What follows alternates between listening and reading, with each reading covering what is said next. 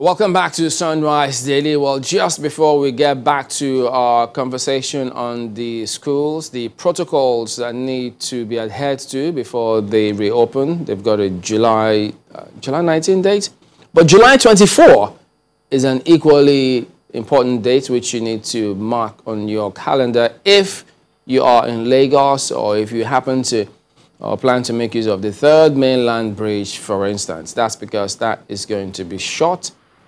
You know, they're going to swap, maintain, ultimately for 6 months, we understand. Well, we've got our correspondent, Olo Phillips, who is right there, right now, to bring us up to date on what is going on now. Good morning, Olu. So tell us, what's happening? What's the thinking? What have you found as we prepare for this July 24th date?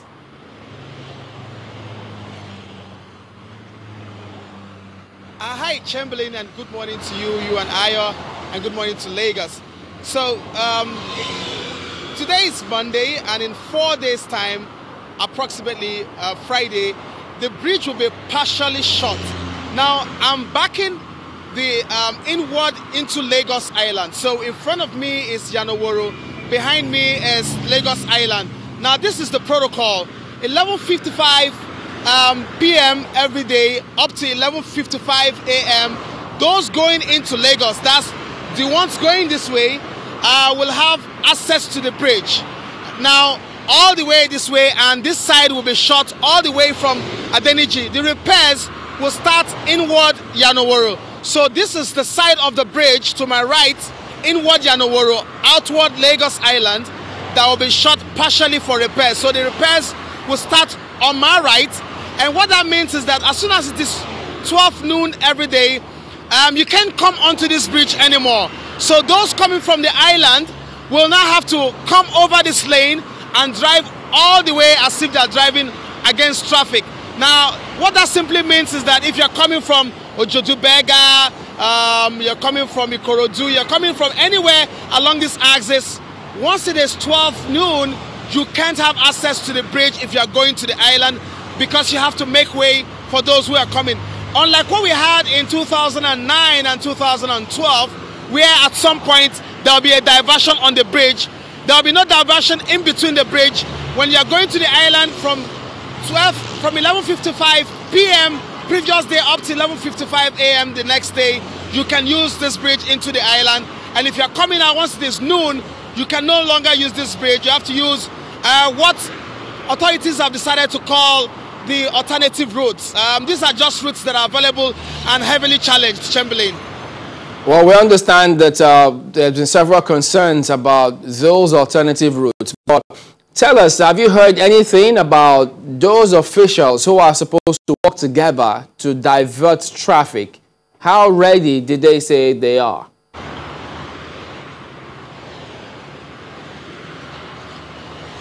Let's be clear on one thing. Traffic control will be effective. Traffic control is effective when, of course, you have alternatives where you have myriads of opportunities and arteries and road arteries. It makes the job more easier. But I think what will happen is that all of the traffic chaperons will have to just continue to chaperone people along the axis of just two available exits from the mainland into the island, and that's talking about Ikorodu Road and the Herbert Macaulay Road, which will lead you through the Carter Bridge. But all of these places are narrow gauge areas and heavily commuter areas, especially if you're getting around the Ebutero area and the Butemeta area rather, where you have a lot of congestion and have a lot of buses picking up and dropping passengers. Those are the kind of things we want to see to make sure that there's a control of these yellow buses, the big buses, and all of that. Now, when you come to Ikorodu Road, as you travel down after Fadeyi, getting into barracks and getting into stadium, it becomes a slow pace because the Eco Bridge is closed down. The entrance into the Eco Bridge is closed down for repairs. And sadly, as it were, that bridge will not be opened for another 3 to 4 months. So we have about 2-3 major bridges in Lagos that are under simultaneous construction or reconstruction. Third Mainland Bridge maintenance, Eco Bridge maintenance. Then you see the spillover of trucks and articulated trucks at the Orile axis. That's a spillover from their upper end. And Chamberlain, what the authorities didn't also tell us is that they have also shut down partially the Marine Beach in Apapa. So you see trucks, articulated vehicles going into Apapa from the relay axis and other areas converging into Apapa are having a slow movement because the Marine Beach has been shut partially for repairs. Eco Bridge shut partially for repairs. Stop Mainland Bridge to join suit this Friday. I don't know how the traffic chaperons are going to do this, but it's really going to be a bit of a challenging time and inconveniencing time for commuters and for motorists. Olu, this is Ayo. On the one hand, I mean, we've had this kind of case in Lagos when authorities make promises to the people as to how these things, the chaperones, the traffic chaperones that you've talked about, are going to conduct themselves, saying that it's going to be smooth and easy and all of that. But on the other hand, is that of the user experience, the people who are going to be on the roads. From your findings, because I know you've had this conversation with road users, for a bit, from what you have observed, how confident do you think the people are about the kind of experience that they are going to have, using these roads in the next few months?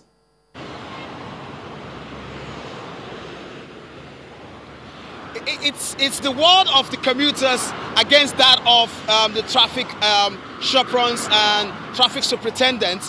What we have not seen is that synergy and belief that it's going to be a worthwhile experience. I don't know what that disconnect is, but I know that most of the people we have spoken to, the commuters, are not so confident that this will move smoothly. And the reasons are very simple.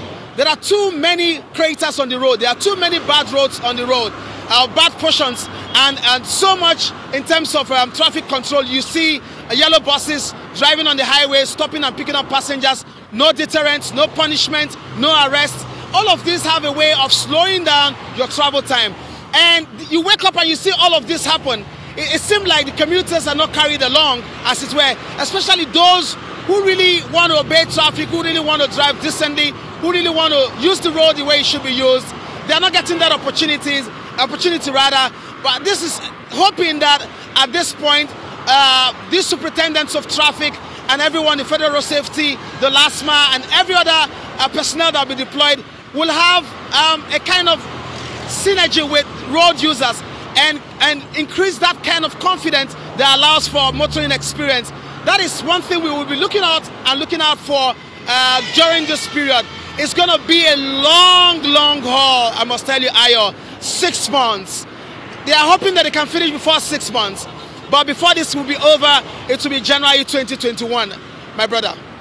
Well, that's definitely not very pleasant news that many people would like to hear. If possible, people want it to be done within record time. But then we also understand that there are moves being made by the authorities to fix certain of these alternative routes that you've mentioned. Do you see those being ready before the set date, or do you see a possibility that the closure might be postponed for a little bit?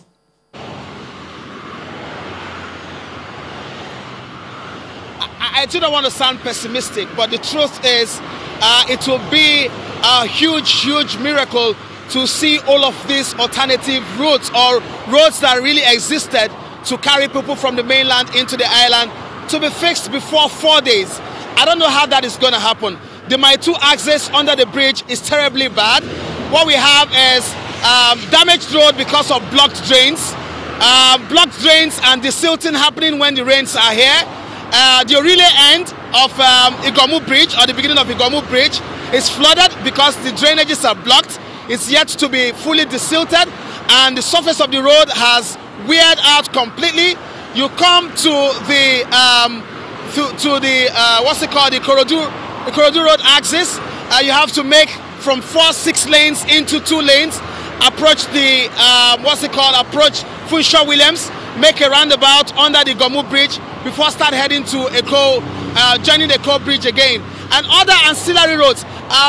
Agege Motor Road is completely out, completely destroyed, not passable. Now, if you're coming from Alagbado, Agege, all of those areas, Yanukwaja, and you want to go to the island, your journey should just take you all the way through that Agege Motor Road, straight through Mushi, straight to Challenge, up to Stadium, and you go. But you can't do that anymore because that portion of the road between Mushi and Idio Road is completely bad owing to drainage problems, blocked drains, no desilting, the roads have been damaged. And you ask yourself these questions. We see these roads, we see these drainages get blocked. We don't desilt them on time. What programs do we have to make sure that periodically these things are done? And when you see them desilt, funny enough, when you see them desilt, they bring out this debris and put it by the side of the road. Most of them are on the side of the road. As soon as the rains come, they wash back. This has been a recurrent decimal in what we see in governance, especially in this part of the world.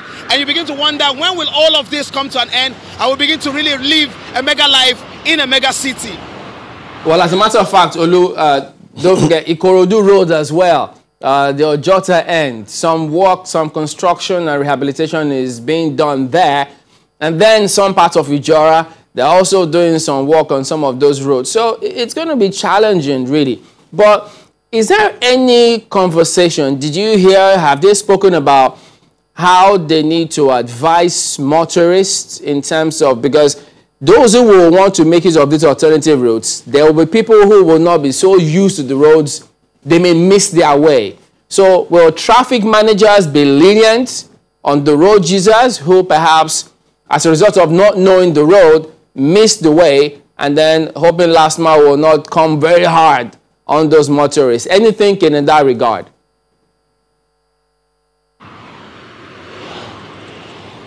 Chamberlain, if you're driving in Lagos, please don't miss your way. Be sure of where you want to go. Be sure of the routes. Be sure of the alternatives. I don't know how many people really know how to navigate their way around Lagos if one road is not motorable, for instance, or it's not usable. For instance, if you get to the foot of the 3rd Mainland Bridge and you're coming all the way from Mowe, Bafo, Berger axis, and you hit the beginning of the 3rd Mainland Bridge at about 5 minutes after 12 in the afternoon or 12 noon, you have to make a right turn because you can't use the bridge. Now, that will slow you down because you wouldn't have known that by 12 it would be short. So that slowing down will have a tailback. I don't know what the traffic superintendents will be doing with people to make sure that as that time approaches, they begin to conduct them to go to the right, travel all the way through Bagada, get to Anthony, take the ramp, and get back into Ikorodu Road. I do not know. I do not see. But I'm hoping to see that traffic superintendents will be very cordial with road users, knowing that a bit of their life will be disrupted, not just in a small way, in a big way. I'm aware that corporates on the island, institutions on the island are having several meetings because most of their staff live on the mainland. The airports are on the mainland. Businesses are beginning to open up in Lagos, and very soon the other parts of businesses that have not signed on to opening will open, and we're not on lockdown anymore. So businesses are picking up. People will have to travel from the mainland to the island. All we want to see is traffic people smiling, making sure that people give them a smile, and motorists, you too, try and obey traffic signs. Let us see how we can go through this challenging time for the next 6 months and see how it works. But what I want to see again is a constant review, a constant fortnightly review, a 1-week review of all of the people that needs to be involved. Let these agencies get their best foot forward, get their best men on the ground, get the best boots on the ground, and make sure that it's going to be a wonderful synergy between the contractors, the motorists, and the traffic superintendents. All right then, so what a time it will be, January 2021 next year. But thank you very much indeed, Olu Phillips. Thank you for your reporting today.